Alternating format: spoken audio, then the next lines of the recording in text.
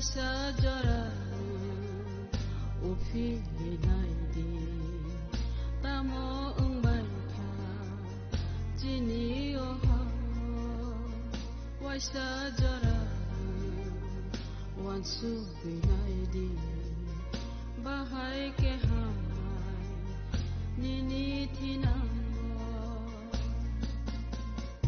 o ani do paro Piodi Nahari Nadi Baskangoni O Ani do Paro Sisa Baisi Nahari Nadi Nini Tina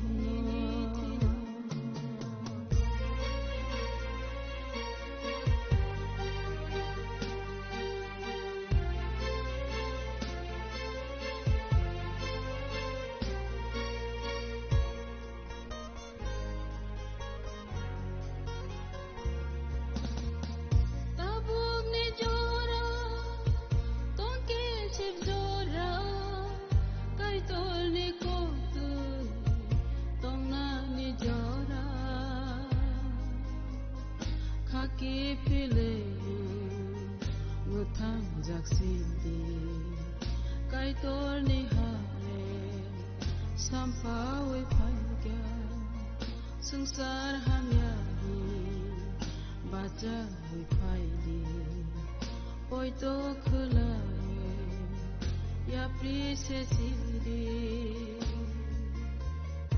o ani do paro mokol phiodi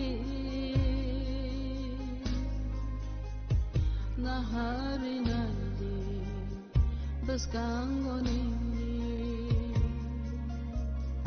o ani do paro sisa baisi nahari nandi nini thinano o ani do paro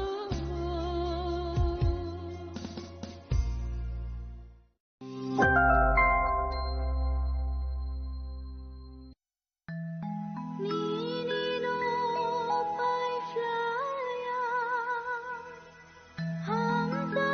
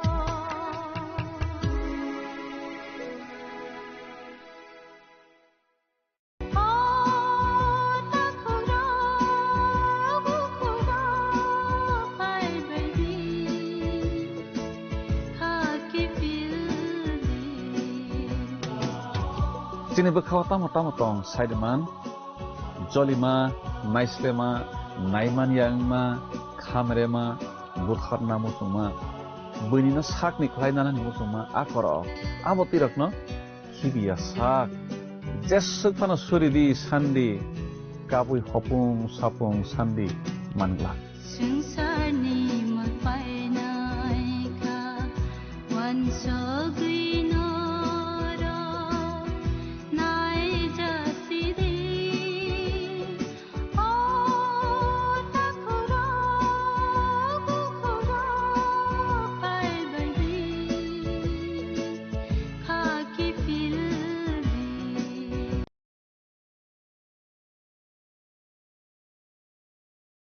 নমস্কার, জীবনবাণী অনুষ্ঠানে আপনাকে স্বাগত জানাই। অন্যান্য দিনের মতো আজও আমরা মঙ্গলময় ঈশ্বরের জীবনদায়ী বাক্য নিয়ে উপস্থিত হয়েছি। আমার বিশ্বাস আপনি কৃতজ্ঞতার সাথে এই বাক্য গ্রহণ করে থাকেন এবং দিন প্রতিদিন ঈশ্বরের জ্ঞানে বৃদ্ধি পাচ্ছেন। আসুন শুনে ঈশ্বরের বাক্য আজ আমাদের কি বলেন।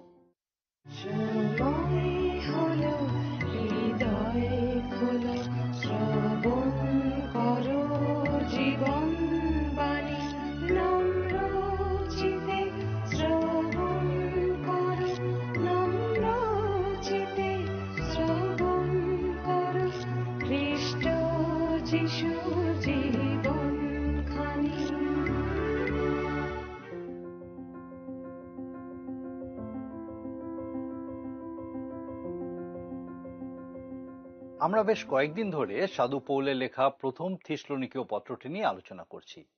আমরা এই পত্রটির প্রায় শেষ অংশে এসে পৌঁছেছি। প্রথম অধ্যায় থেকে পঞ্চম অধ্যায়ের 13 পদ পর্যন্ত আমরা আলোচনা করেছি।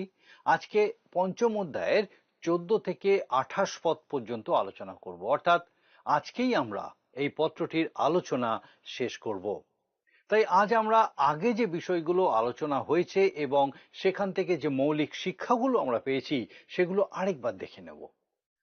থিসলনিকি রোম সাম্রাজ্যের একটা গুরুত্বপূর্ণ শহর, যেখানে সাধু পৌল অল্প কিছুদিনের জন্য প্রচার করেছিলেন। তারপর বিরোধিতার কারণে তাকে সেই থিসলনিকি ত্যাগ করতে হয়, কিন্তু সেখানকার কয়েকজন মানুষ তার প্রচারে বিশ্বাস করে প্রভু যিশুকে গ্রহণ করেছিলেন এবং সেখানে একটা মণ্ডলী তৈরি হয়েছিল। তিমথিওর মাধ্যমে খবর পাওয়ার পর তিনি সেই মণ্ডলীর উদ্দেশ্যে 52 বা 53 খ্রিস্টাব্দে এই চিঠিটি লিখেছিলেন। থিসলনিকীয়দের কাছে তিনি খ্রিস্ট বিশ্বাসের ভিত্তিস্বরূপ কতকগুলি মৌলিক শিক্ষা দিয়েছিলেন, যার মধ্যে প্রধান ছিল মণ্ডলীকে এই জগৎ থেকে নিয়ে যাওয়ার জন্য খ্রিস্টের আগমন বা র্যাপচার নামে যা পরিচিত, যখন জীবিত ও মৃত সকল বিশ্বাসী ঊর্ধ্ব আকাশে প্রভু যিশুর সাথে মিলিত হবে এবং এই জগতে নিজ রাজত্ব স্থাপন করার জন্য প্রভু যিশুর দ্বিতীয় আগমন যা সন্নিকট এবং অনিবার্য। কিন্তু এই নতুন স্থাপিত মণ্ডলীর বেশ কয়েকজন বিশ্বাসী ইতিমধ্যে নিদ্রাগত হলে অন্যদের মধ্যে প্রশ্ন জাগে, তাদের কি হবে? তারা কি সমগ্র বিশ্বাসী বর্গের সাথে প্রভুর সঙ্গে মিলিত হওয়ার জন্য যেতে পারবে? এই বিষয়ে মণ্ডলীকে আশ্বস্ত করার জন্য সাধু পৌল এই পত্রখানি লিখেছিলেন। এই পত্রের ছত্রে ছত্রে প্রকাশিত হয়েছে থিসলনিকীয় মণ্ডলীর সভ্যদের প্রতি সাধু পৌলের গভীর ভালোবাসা। তিনি বলেছেন, প্রভুর আগমনকালে তারাই, অর্থাৎ ওই বিশ্বাসীরাই সাধু পৌলের শ্লাঘার মুকুট। তারপর তিনি তাদেরকে সচেতন করে বলেছেন যে বিশ্বাসীদের জীবনে দুঃখ, কষ্ট, তাড়না, লাঞ্ছনা আসবেই। বিশ্বাসীদেরকে এই রকম পরিস্থিতিতেই বিশ্বাসে স্থির থাকতে হবে, প্রেমে বৃদ্ধি পেতে হবে এবং পবিত্র জীবন যাপন করতে হবে। যদিও সেটা খুব কঠিন, কিন্তু পবিত্র আত্মার সাহায্যে বিশ্বাসীরা সেই জীবনযাপন করতে সক্ষম হবে। তবে পবিত্র জীবনযাপন বা আজ্ঞা পালনের দ্বারা আমরা পরিত্রাণ কিন্তু পাবো না, সেটা কেবল ঈশ্বরের অনুগ্রহ। থিসলনিকীয় মণ্ডলীর বিশ্বাসীদেরকে তিনি নিশ্চিত করেছেন যে প্রভু সকলের জন্যই পরিত্রাণ সাধন করেছেন। আমাদের জন্য যে বিচার ও দণ্ড স্থির ছিল তা তিনি নিজেই বহন করেছেন। তাই প্রভুর সেই ভয়ঙ্কর দিনের সম্মুখীন আমাদের হতে হবে না। তার আগেই খ্রিস্টে নিদ্রিত সকল বিশ্বাসীকে এবং তার আগমনের সময় যারা বেঁচে থাকবে সেই সব বিশ্বাসীকে ঊর্ধ্ব আকাশে তুলে নেওয়া হবে। আর আমরা সেই পরিত্রাণের প্রত্যাশায় অপেক্ষা করছি। আর এই সময় শুধু অপেক্ষা করে বসে থাকলেই হবে না, আমাদের জন্য প্রায় 22টা আজ্ঞা বা আদেশ সাধু পৌল এই পত্রে লিখে গেছেন। সেই আদেশ অনুসারেই চলতে হবে। আগের দিনের অনুষ্ঠানে আমরা 5টা আদেশ প্রসঙ্গে আলোচনা করেছি। আজ বাকি আদেশগুলো নিয়ে আলোচনা করব। আসুন আমরা 14 পত্রটা পাঠ করি। আপনার সঙ্গে বাইবেল থাকলে আমার সঙ্গে দয়া করে এই পত্রটা পড়ুন। আপনাদের মধ্যে ঐক্য রাখো, আর হে ভাতৃগণ, আমরা তোমাদিওকে বিনয় করিতেছি, যাহারা অনিয়মিত রূপে চলে তাহাদিওকে চেতনা দাও। ক্ষীণ সাহস দিগকে সান্ত্বনা করো, দুর্বল দিগের সাহায্য করো, সকলের প্রতি দীর্ঘ সহিষ্ণু হও। আপনাদের মধ্যে ঐক্য রাখো, এটি পঞ্চম আদেশ, যা আমরা আগের দিন আলোচনা করেছি। এর সাথে সামঞ্জস্য রেখে পরের আজ্ঞাটি দেওয়া হয়েছে, যারা অনিয়মিত রূপে চলে তাদেরকে চেতনা দাও। অনিয়মিত রূপে চলার অর্থ হলো যারা তাল মিলিয়ে চলতে পারে না বা একসাথে চলতে পারে না, অর্থাৎ ঐক্যে থাকে না। আমার মনে হয় তারা একা একা থাকতেই ভালোবাসে এবং নিজের ইচ্ছা মতন যতটুকু করার ততটাই করে, কিন্তু ঈশ্বরের পরিকল্পনায় যে কাজ, সেই কাজে অংশ নিতে চায় না। তাদেরকেই চেতনা দেওয়ার কথা বলা হয়েছে। পরের আদেশটি হলো ক্ষীণ সাহস দিগকে সান্ত্বনা করো। এখানে ক্ষীণ সাহস বলতে দুর্বল চিত্ত বা ভীতু লোকেদের বোঝানো হয়েছে। ঈশ্বরের কাজের জন্য এগিয়ে যেতে তারা ভয় পায়, তাদেরকে একটু সাহস জোগানোর দরকার আছে। কেউ যদি তাদের কাঁধে হাত রেখে বলে, ভাই তুমি পারবে, আমি তোমার সঙ্গে আছি, আমি তোমার জন্য প্রার্থনা করছি, এগিয়ে যাও, তাহলে সে প্রভুর জন্য সক্রিয় হতে পারবে। 8 নম্বর আদেশটা হলো দুর্বল দিগের সাহায্য করো। এখানে দুর্বল বলতে তাদেরকেই বোঝানো হয়েছে যাদের বিশ্বাস কম। ছোট বাচ্চারা যেমন একা একা হাঁটতে পারে না, ঠিক তেমন এরাও অন্যদের সাথে এগিয়ে যেতে পারে না। এদেরকে তুলে ধরতে হবে, সাহায্য করতে হবে, প্রয়োজনে বহন করতে হবে। আর 9 নম্বর আদেশ সকলের প্রতি দীর্ঘ সহিষ্ণু হও, অর্থাৎ কারোর উপরে রেগে যেও না। এটা খুব কঠিন। আমাদের দৈনন্দিন জীবনে আমরা প্রায়ই খারাপ মানুষের সম্মুখীন হই, যারা ঈশ্বরভীরু নয়, বদমেজাজি, কলহপ্রিয় এবং সব সময় আমাদেরকে বিপদে ফেলতে চায়, আমাদের ক্ষতি করতে চায় এবং আমাদের নিন্দা করে। এদেরকে সহ্য করা বেশ কঠিন বিষয়, কিন্তু ঈশ্বরের আদেশ সকলের প্রতি আমাদেরকে সহনশীল হতে হবে। এরপর আসুন 15 পদ দেখি। 15 পদে লেখা আছে, যেন অপকারের পরিশোধে কেহ কাহারও অপকার না করো, কিন্তু পরস্পরের এবং সকলের প্রতি সর্বদা সদাচরণের অনুধাবন করো। 10 নম্বর আদেশটি হলো অপকারের পরিবর্তে অপকার না করা, অর্থাৎ নিজেদের মধ্যে লড়াই না করা। কেউ আমার নিন্দা করলে আমি যেন তার নিন্দা না করি, কেউ আমার ক্ষতি করলে আমি যেন তার ক্ষতি না করি। অর্থাৎ নবম আদেশে যেরকম বলা হয়েছে সহনশীল হতে হবে, সেটাই এখানে আরেকবার অন্যভাবে বলা হলো। একাদশ আদেশ অর্থাৎ 11তম আদেশে বলা হয়েছে সকলের প্রতি সদাচরণ করো। সকলের মানে সব মানুষের, সে বন্ধু হতে পারে অথবা বন্ধু নাও হতে পারে, ভালো মন্দ নির্বিশেষে সব মানুষের প্রতি ভালো ব্যবহার করতে হবে। এই বিষয়ে 3 ধরনের ভিন্ন ভিন্ন দর্শনের মানুষ দেখা যায়। অবিশ্বাসীদের মধ্যে যে দর্শনটা কাজ করে তা হলো ভালো না করে মানুষের মন্দ করা উচিত, অর্থাৎ উপকারের পরিবর্তে অপকার করা। কেউ আঘাত করার আগে তাকে আঘাত করা। কেউ তোমার সাথে ভালো ব্যবহার করতেই পারে, কিন্তু তুমি সুযোগ পেলে তাকে ছাড়বে না। এটাই অবিশ্বাসীদের দর্শন। এরপর যারা তথাকথিত শিক্ষিত, সভ্য, সংস্কৃতি মনস্ক, তাদের দর্শন একটু আলাদা। তারা মনে করে যারা তোমার উপকার করে তাদের উপকার করো। এটা আপনারা হয়তো সবাই লক্ষ্য করেছেন, যারা আমাদের দলের, যারা আমাদের কাছের, যাদের সাথে আমাদের মতের মিল হয়, আমরা আপদে বিপদে তাদের সাহায্য করি। এটা হলো বর্তমান সভ্য জগতের একটা দর্শন। কিন্তু প্রভু যীশু আমাদেরকে বলছেন, আর যাহারা তোমাদের উপকার করে যদি তাহাদের উপকার করো, তবে তোমরা কিরূপ সাধুবাদ পাইতে পারো, পাপীরাও তো তাহাই করে। লোকলিখিত সুসমাচার তার 6 অধ্যায় 33 পদ। খ্রিস্ট বিশ্বাসীদের জীবন দর্শন এটাই। আমাদের চাল চলন একটু আলাদা। যারা আমাদের ক্ষতি করে তাদেরকেও ভালোবাসতে হবে।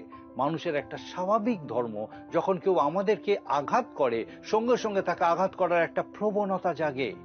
কিন্তু সাধু পৌল বলছেন, অপকারের পরিশোধে কেহ কাহারও অপকার না করো। আসুন আমরা এবারে 16 এবং 17 পদটা একসাথে পাঠ করি। ছোট পদ, সতত আনন্দ করো, অবিরত প্রার্থনা করো। 12 নম্বর আদেশটা হলো সতত আনন্দ করো। আনন্দ করার অর্থ এই নয় যে খুব সুখী হওয়া। যে সময়ের কথা এখানে বলা হচ্ছে সেটা খুব সুখের সময় নয়, আর সুখ নতুন নিয়মের শব্দ নয়। এখানে যে আনন্দের কথা বলা হয়েছে তা প্রভুতে আনন্দ করা, যা সাধু পৌল ফিলিপিওদের প্রতি পত্রে 4 অধ্যায় 4 পদে উল্লেখ করেছেন।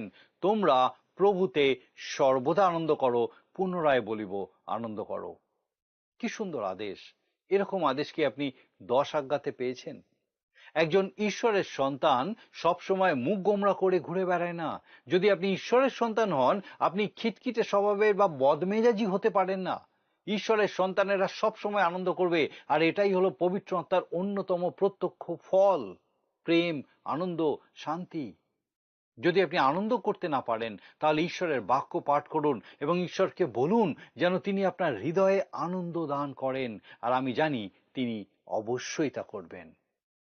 13 নম্বর আদেশ, অবিরত প্রার্থনা করো। এই আজ্ঞাটি প্রার্থনার মনোভাবকেই বুঝিয়েছে। এখানে বলা হয়নি যে আপনাকে সারাদিন 24 ঘন্টা হাঁটু মুড়ে বসে থাকতে হবে, কিন্তু আপনাকে নিয়মিত প্রার্থনা করতে হবে এবং সর্বদা প্রার্থনার মনোভাব নিয়ে চলতে হবে। এই আদেশটার সাথে পরের আদেশটিও জুড়ে আছে। 18 পদে সাধু পৌল বলছেন, আসুন দেখি 18 পদে লেখা আছে, সর্ববিষয়ে ধন্যবাদ করো, কারণ খ্রিস্ট যিশুতে ইহাই তোমাদের উদ্দেশ্যে ঈশ্বরের ইচ্ছা। এটা 14তম আদেশ। এই পদটা আমাদের বলতে চাইছে যে কোনো পরিস্থিতিতে আমাদের ধন্যবাদ দেওয়া উচিত। শুধু বছরে একবার বা দুবার নয়, কিন্তু সব সময়। আপনি যদি আমাকে জিজ্ঞেস করেন যে আপনার জন্য ঈশ্বরের ইচ্ছা কি, তাহলে আমি খুব স্পষ্টভাবে আপনাকে 3টে বিষয় বলবো। প্রথমত, সতত আনন্দ করুন।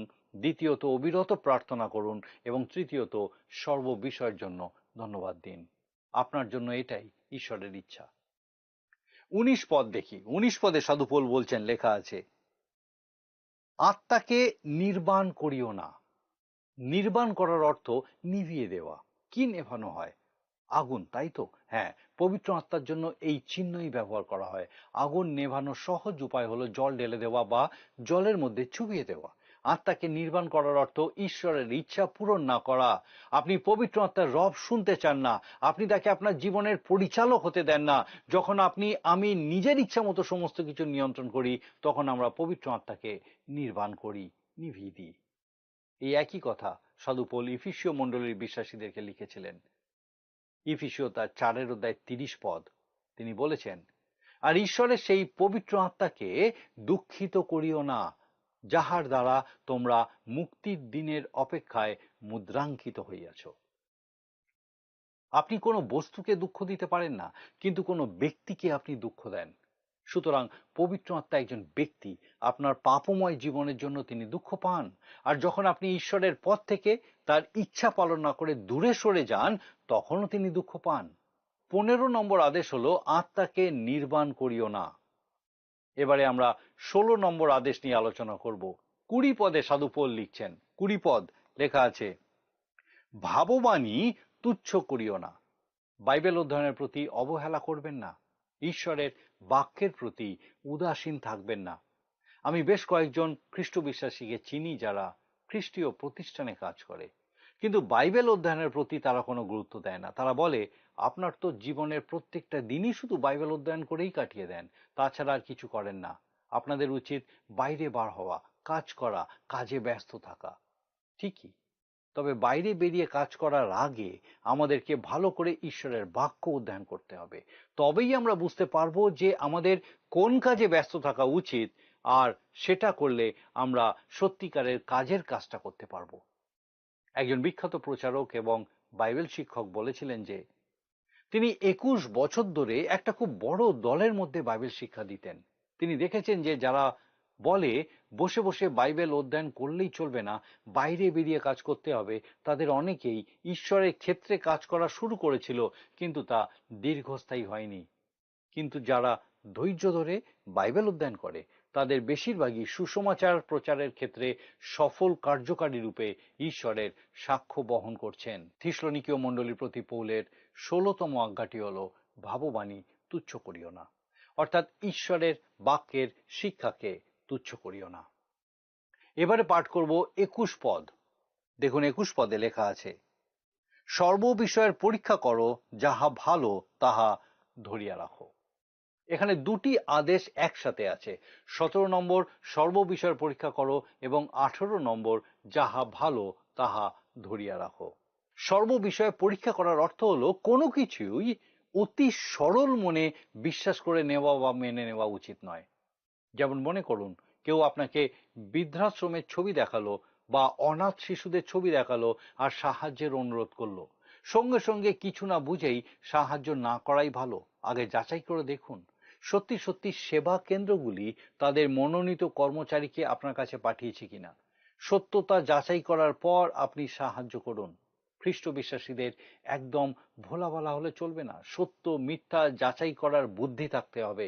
এই আদেশটার আর একটা অন্য দিক আছে। অনেকেই আছে যারা বিশ্বাসীদেরকে প্রশংসায় ভরিয়ে দেয় আর তারপরে অনেক সুন্দর সুন্দর কথা বলে, বিশ্বাসীদের বিশ্বাসকে দুর্বল করে তোলে। তাদের থেকে সাবধান হওয়া উচিত।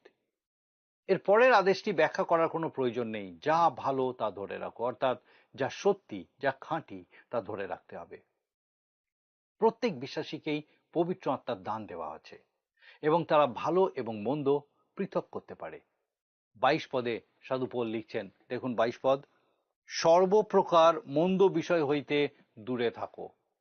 এটা 19তম আদেশ।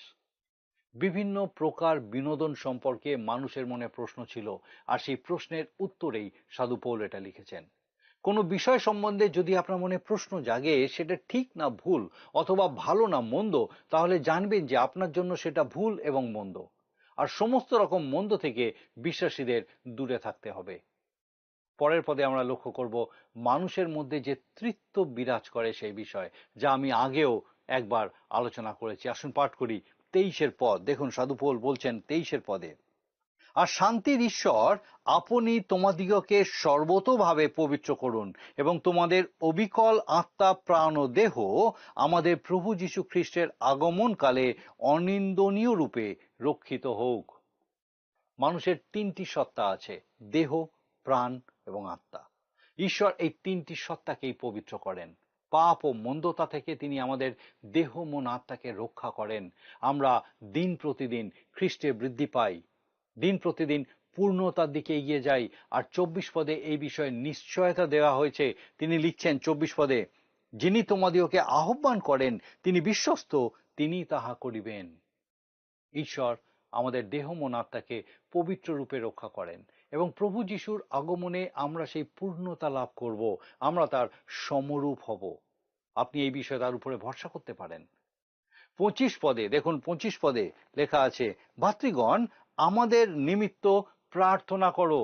এটা হলো 20তম আদেশ। সাধু পৌল থিসলনিকীয় মণ্ডলীর ভাইদেরকে অনুরোধ করছেন তার জন্য প্রার্থনা করতে। আমরা কি এখন সাধু পৌলের জন্য প্রার্থনা করতে পারি? নিশ্চয়ই নয়। কিন্তু আমরা সেই সমস্ত প্রচারকদের জন্য যারা প্রভুর বাক্য প্রচার করেন তাদের জন্য প্রার্থনা করতে পারি।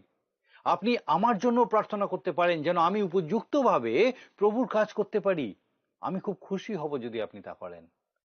আপনি আপনার মণ্ডলীর পুরোহিতদের জন্য প্রার্থনা করতে পারেন। আমি নিশ্চিত তারাও খুশি হবেন।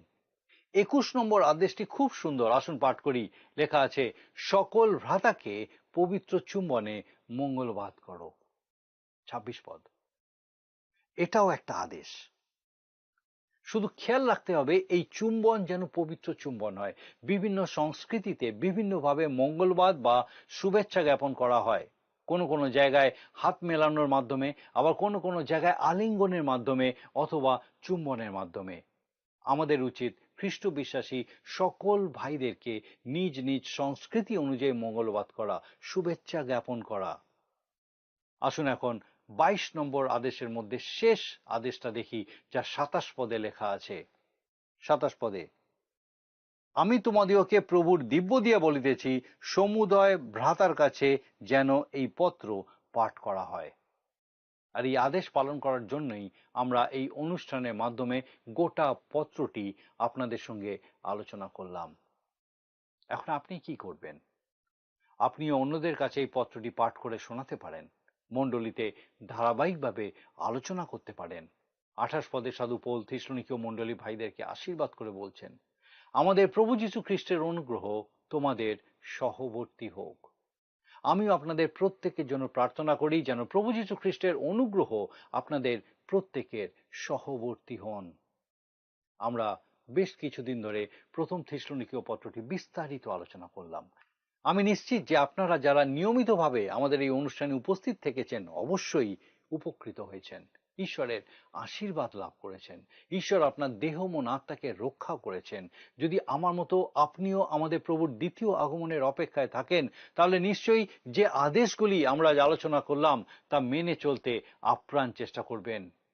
ঈশ্বর আপনার মঙ্গল করুন। আর আপনাকে বিশেষ ধন্যবাদ, এতক্ষণ আপনি আমাদের সঙ্গে ছিলেন। আমার বিশ্বাস বিশেষভাবে ঈশ্বর আপনার সঙ্গে কথা বলেছেন। আসুন আজকে প্রার্থনা করি। স্বর্গীয় পিতা, তোমার ধন্যবাদ স্তুতি করি, তোমার গৌরব করি প্রভু। তোমার পবিত্র পরাক্রমে তুমি আমাদেরকে সুন্দর সুযোগ দিয়েছিলে। ধন্যবাদ দিই তোমার জীবন্ত বাক্য দ্বারা আমাদেরকে আরেকবার তোমার ইচ্ছা, উদ্দেশ্য, পরিকল্পনা আমাদের জীবনের জন্য উপলব্ধি করতে সাহায্য করলে। প্রার্থনা করি আমাদের প্রত্যেক দর্শক বন্ধু, তাদের পরিবার পরিজন প্রত্যেককে তোমার পবিত্র পরাক্রমে এইভাবে তোমাতে বৃদ্ধি পেতে সাহায্য করো। তোমার অনুগ্রহে, তোমার দয়ায় পিতাগো, সমস্ত রকম বিপদ আপদ, অকল্যাণ অমঙ্গল, মন্দতা, মন্দদৃষ্টি থেকে তোমার যিশু নামে সেই প্রত্যেককে সুরক্ষিত করো। তোমার সেই ক্রুশীয় রক্তের বেড়াজাল দিয়ে সেই প্রত্যেক ব্যক্তিকে, প্রত্যেক পরিবারকে, সেই গৃহসমূহকে তুমি ঘিরে রাখো, যেন শয়তানের কোনো কাজ, কোনো ফন্দি তাদের জীবনে, তাদের পরিবারে, তাদের গৃহে না চলতে পারে। প্রভু তুমি রক্ষা করো। তোমার যিশু নামে প্রত্যেকের সঙ্গে সঙ্গে থাকো। তোমার যিশু নামে ভিক্ষা দয়া করে শ্রবণ ও গ্রহণ করো। আমেন।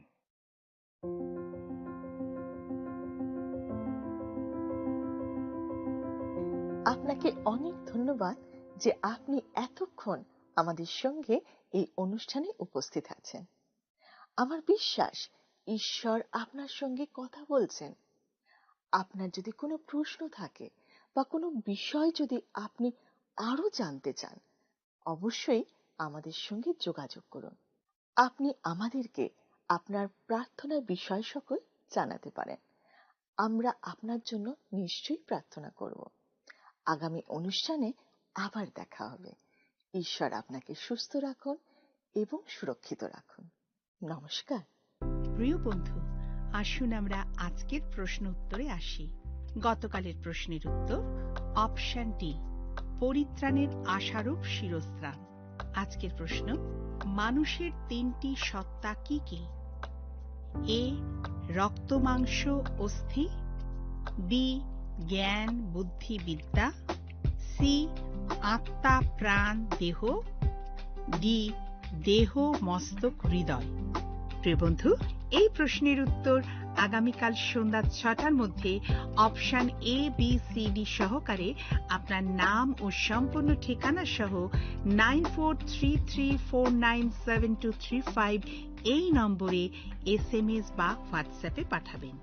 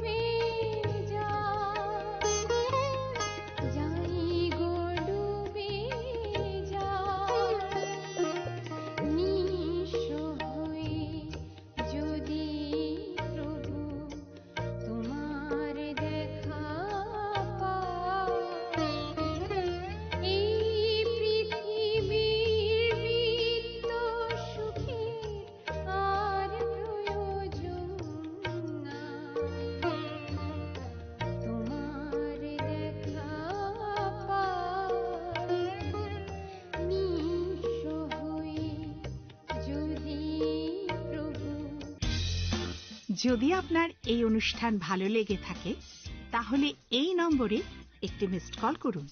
তাহলে আপনি পরের বারের বিজয়ী হতে পারেন।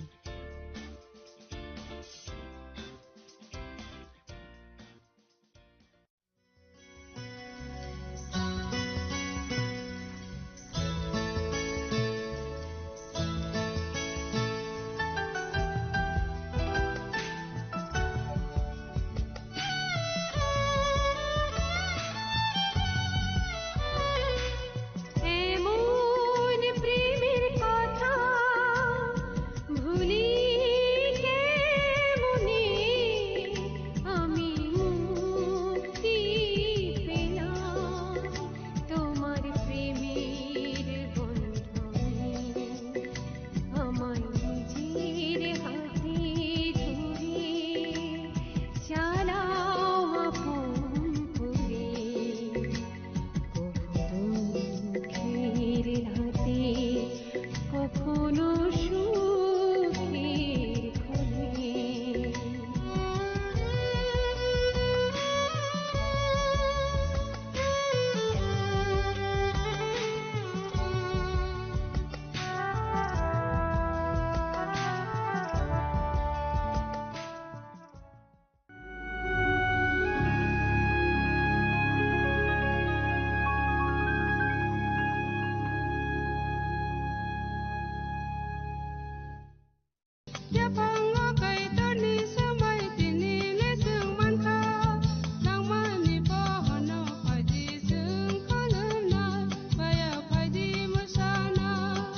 Kok naya borok ni langmawo hamsa mengkeri simia mas ma komor nai. Kok nanai borok ni langmawo ke hamsa mengphayo. Hamsa mengphainai simia ayo kolok bo nanai.